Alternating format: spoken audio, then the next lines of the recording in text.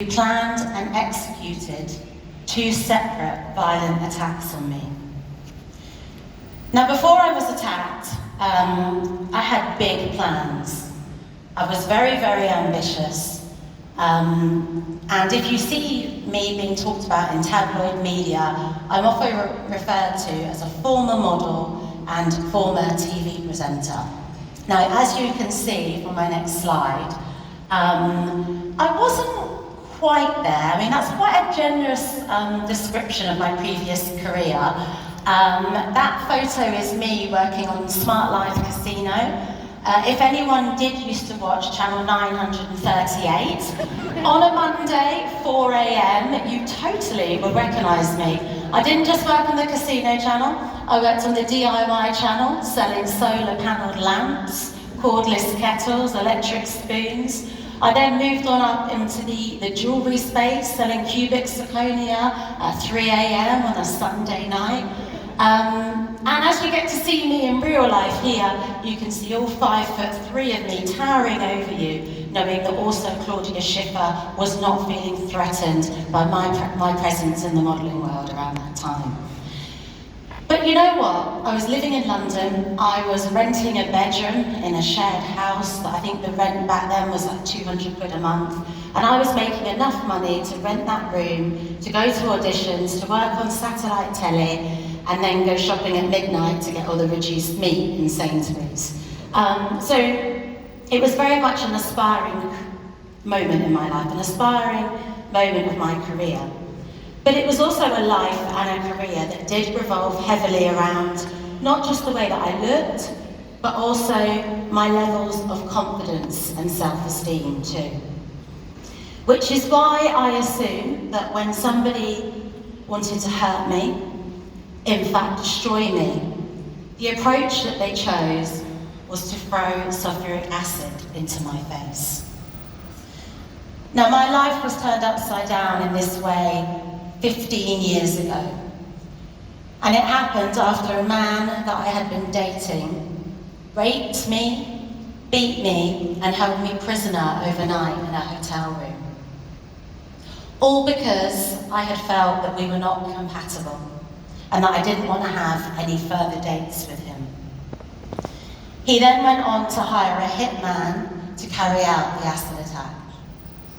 It's really funny because when I look back on that time now, I remember after that first attack, escaping the room, and the next morning, feeling really relieved that I had survived and that I wasn't going to be another female murder statistic.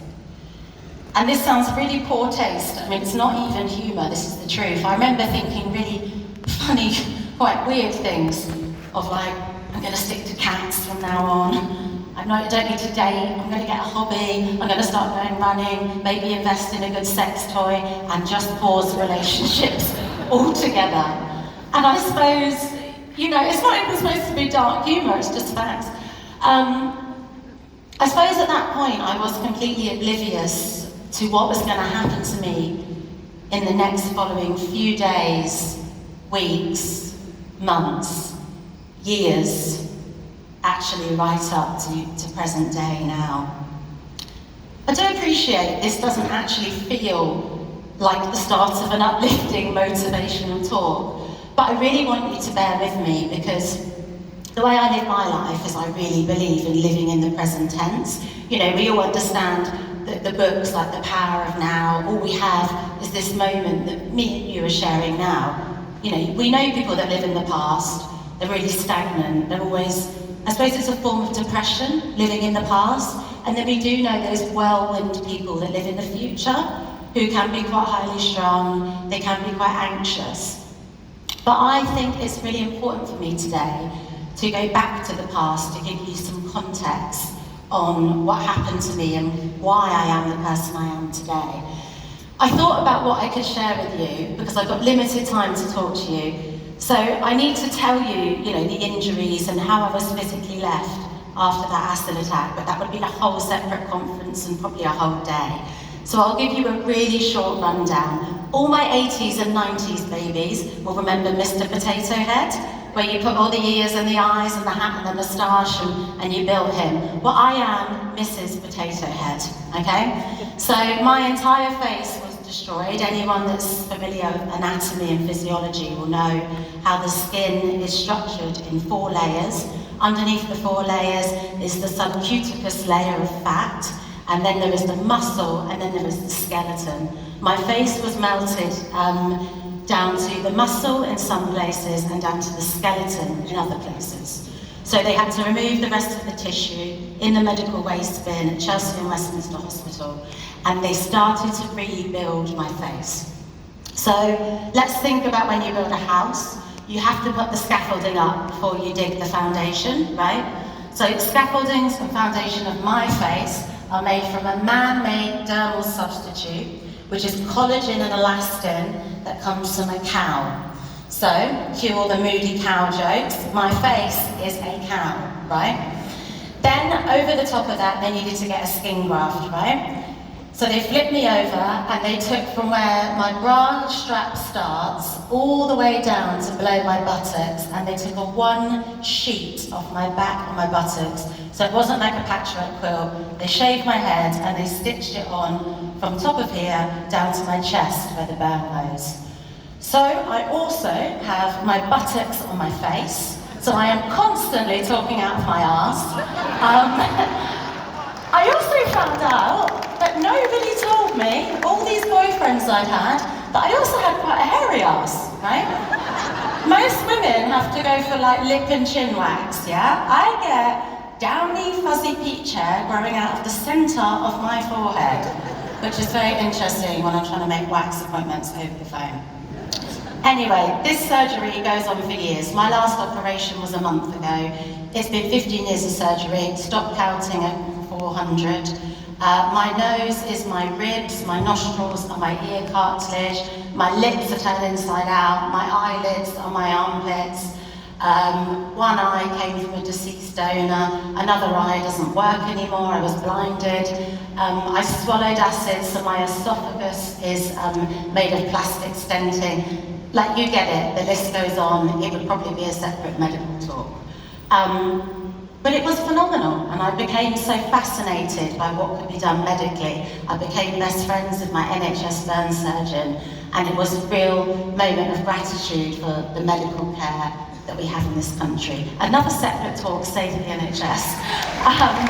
Any NHS workers here today, we love you, we see you, we appreciate you. But that's the physical. Whenever people introduce me, they always put me on a pedestal, but I want to be honest with you, I did suffer from depression and anxiety throughout my recovery, and I think at some point in our lives, we are all affected by mental health problems, and I think anxiety does tend to be part of everyone's life in varying degrees. But we don't suddenly go into anxiety and just stay there for the rest of our lives. Anxiety is very much something that's transient. We do change, and it does have its ebbs and it does have its flows. And contrary to popular belief, difficulties do not come into your life to destroy you.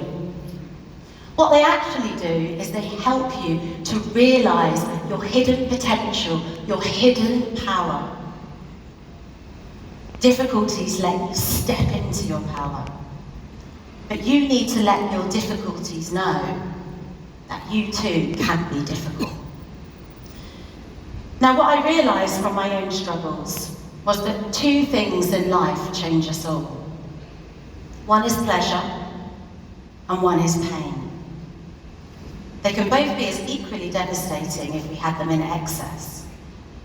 But I think, from my experiences, for most people it is pain. We've all been in mental and physical pain in this room. And the secret of success is learning how to use pain and pleasure instead of having pain and pleasure use you. Because with great pain comes great strength, great resilience, and great purpose.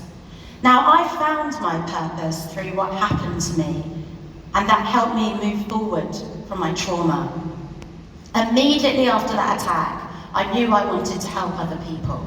And I think it's the thing, I don't know if anyone else has ever experienced this, where, you know when you've been in a place where you feel so desperate, and those feelings of feeling so isolated, so desperate, once you've been to that place, you can no longer turn your back on others that are currently feeling like that too. So quite soon after I got discharged from hospital, I set up a burns charity here in the UK. It's called the Katie Piper Foundation, and we're a rehab charity to help rehabilitate people after major burns and trauma. I also was unemployed. You know, it turns out to work on the casino and the DIY channel, you don't quite need a degree, you don't need to have gone to uni. You know, my CV didn't read particularly well for the corporate world. I didn't get paid to run my charity, but money had become irrelevant to me. Not because I was wealthy, I wasn't wealthy, I'm from a very normal background, but Mum and Dad were letting me stay at home while I got back on my feet. And this was a not-for-profit organisation that I had set up for passion and purpose. I didn't worry about monetising things for then, I just followed my passion and purpose and trusted in the universe. So whilst we know that pain and change builds resilience, another thing that it does build is patience and empathy. It's also the start of something new in our lives, because some people reframe pain as an ending, you know, a painful ending, a door closing, but that's not true.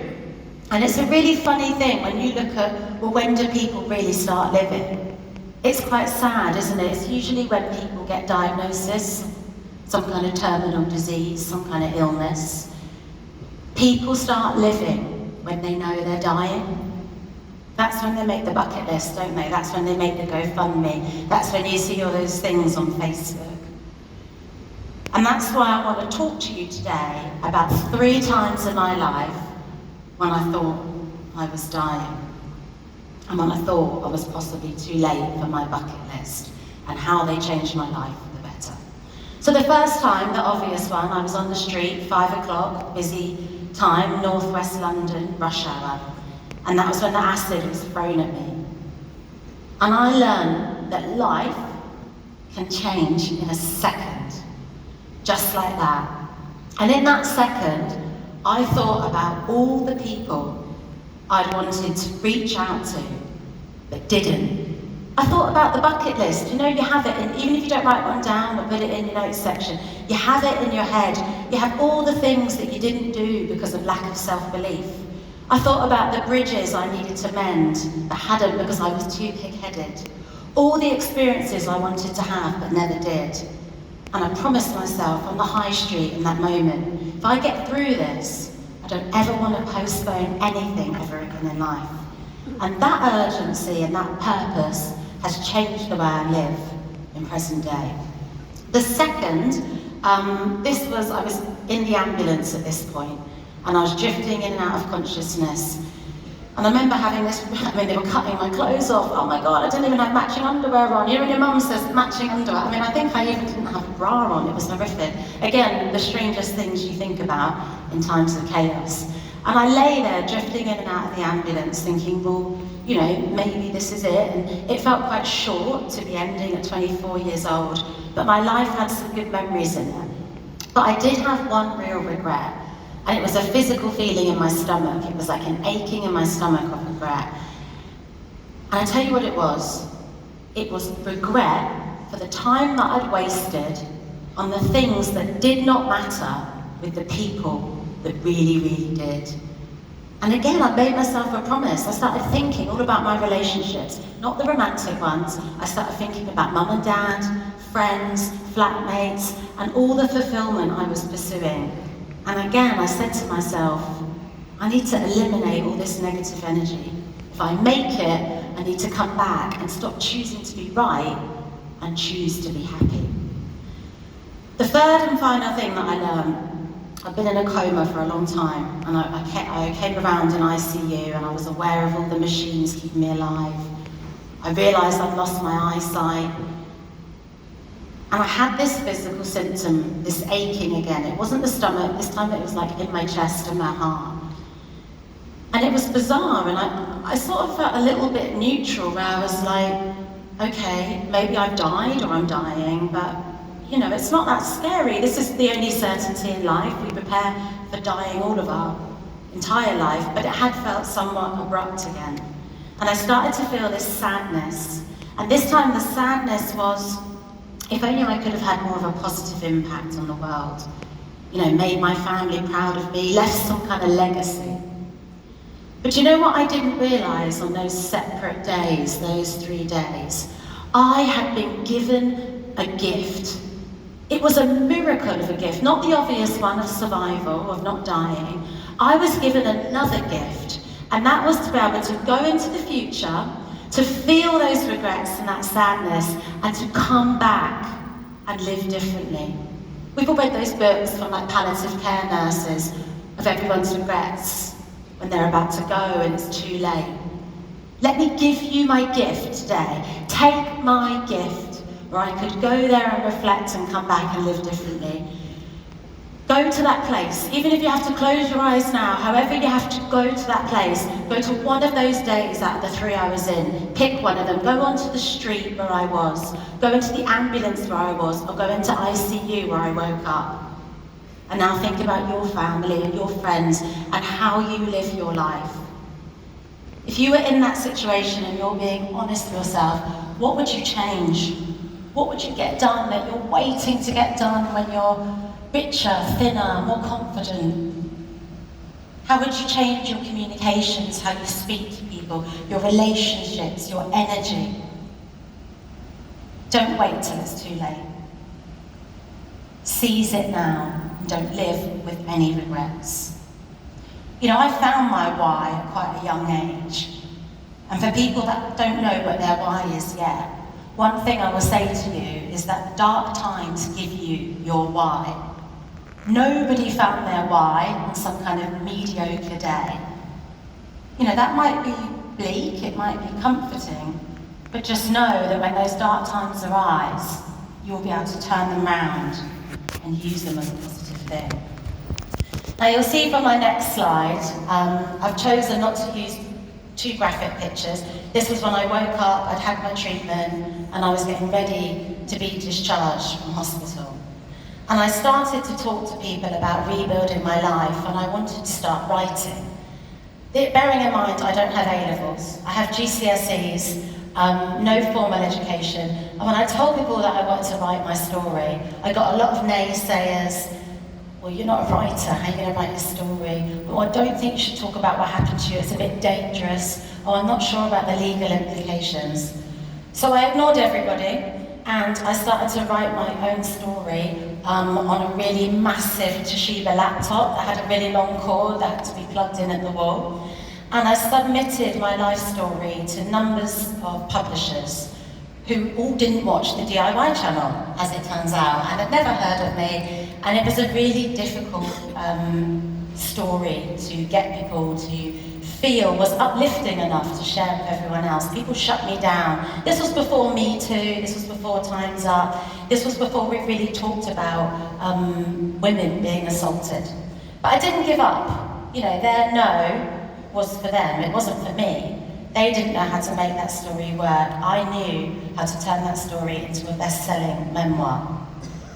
In that time, I was approached to make a documentary about my life, and I made it with Channel 4, and it went on to win a BAFTA, and it was syndicated all around the world, and publishers started to contact me and say, you should write a book. And I was like, funny that, I've got an entire one here.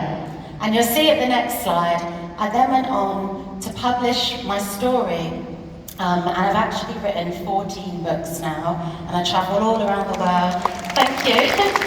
Still hard to spell, terrible at grammar.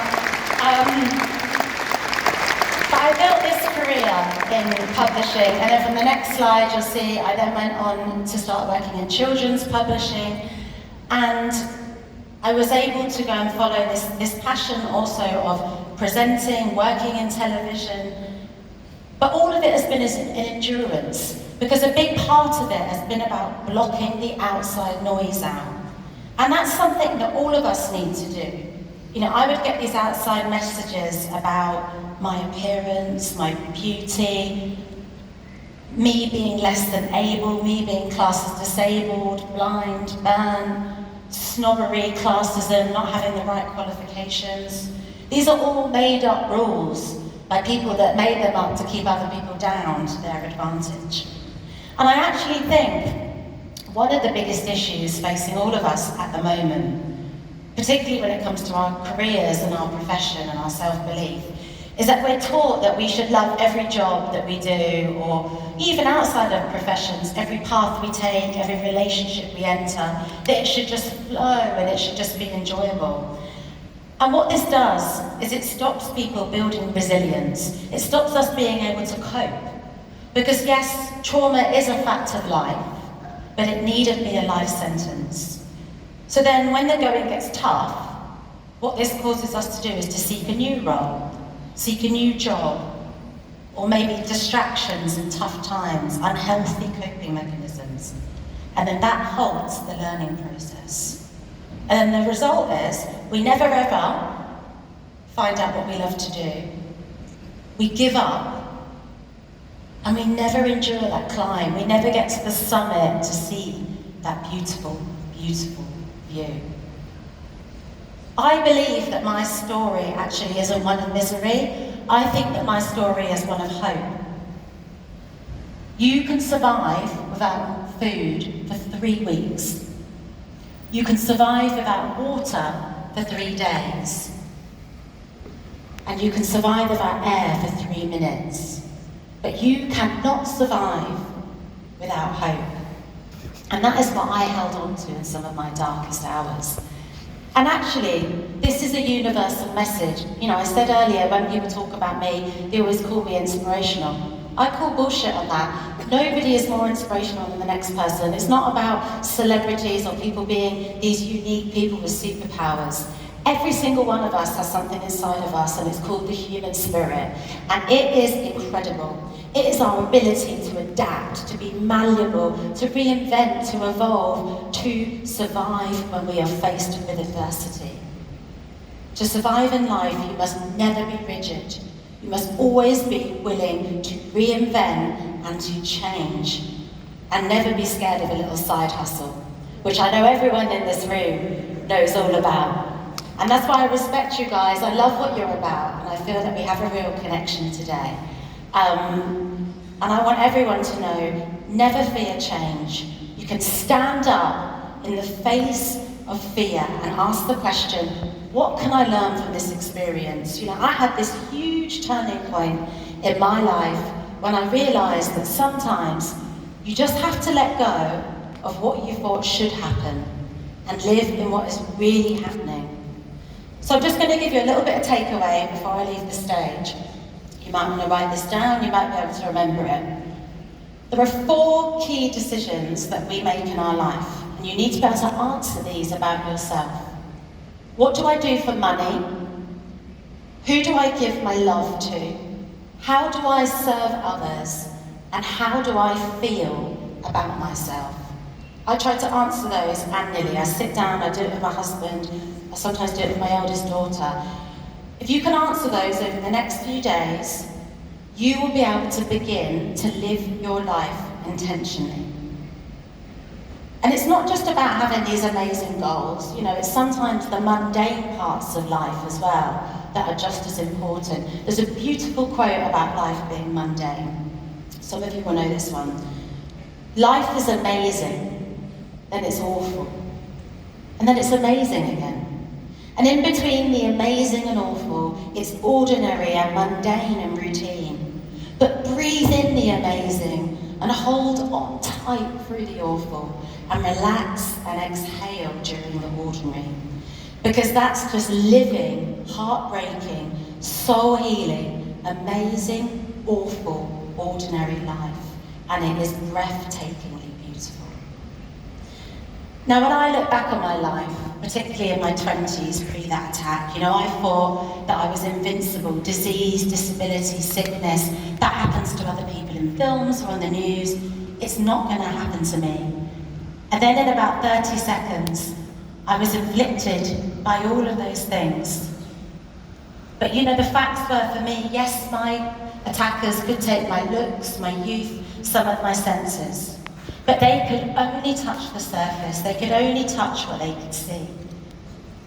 Because you can touch somebody all over, but never ever own another. My spirit, my soul, and my mind, these are mine, and they remain forever untouchable. Now I'm going to leave you with my thoughts on confidence, because this is what I've written a lot of books on, and this is what people ask me about a lot in the street. Mainly, how can I be confident? Where did I reach that place? And people think confidence is based on what other people think of you or how they view you. It's not. You'll stop worrying actually about what other people think of you when you realise how seldom they do think about you. When you start seeing your worth, you will find it harder to stay around people who don't. And it is not who you are that holds you back, but it's who you think you're not that is the problem. So deep down, inner core confidence that runs through every single person in this room. That's all the life experiences we're going through now, the tough stuff that is building our resilience. When you build high levels of resilience, you then have the confidence to know that whatever life throws at you, you can rebuild, you can adapt, and you can change. For anyone that follows me on Instagram, you'll see on my next slide, these are my Instagram handles, you'll know I love an affirmation, right? Not as simple as live life and laugh, but I do love an affirmation. So I'm going to leave you with one of my favourite affirmations around confidence. Confidence is not, they will like me. Confidence is, I will be absolutely fine if they don't. Thank you so much for listening. You've been amazing.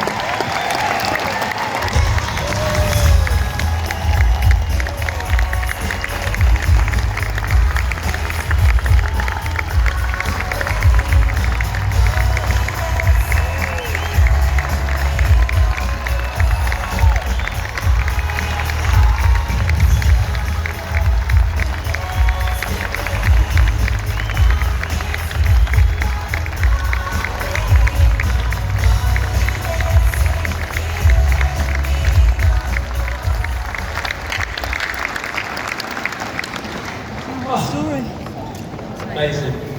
Once again, let's